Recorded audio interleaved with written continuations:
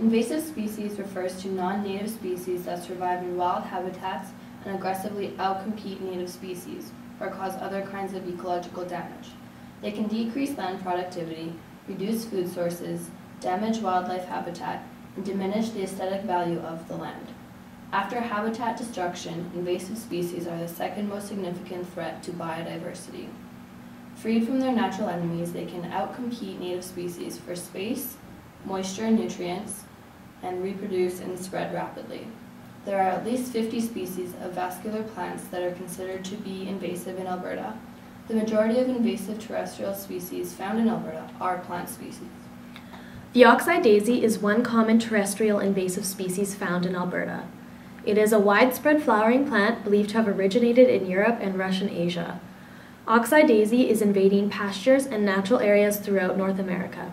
In Alberta, it is quite widespread, found in hayfields, rangelands, and roadside ditches throughout the province. It flourishes in nutrient-poor soils. Healthy, fertilized pastures are resistant to the daisy. The oxeye daisy can have many effects on the environment and communities. It can form dense infestations in pastures and rangelands, reducing the forage for livestock and wildlife because of its bad taste. Oxeye daisy also poses a threat to reduced biodiversity.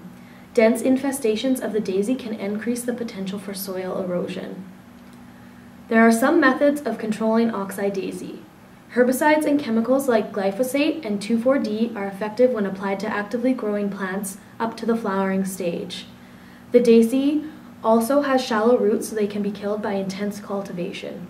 Artificial shading has also shown a reduction in biomass of the oxeye daisy. Other terrestrial invasive species in Alberta include the Canadian thistle, fusiform head blight, dandelions, and wild boars.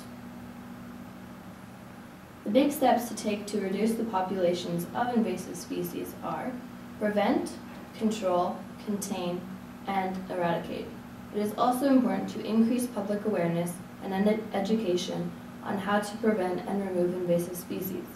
The first step is to identify invasive species in your area.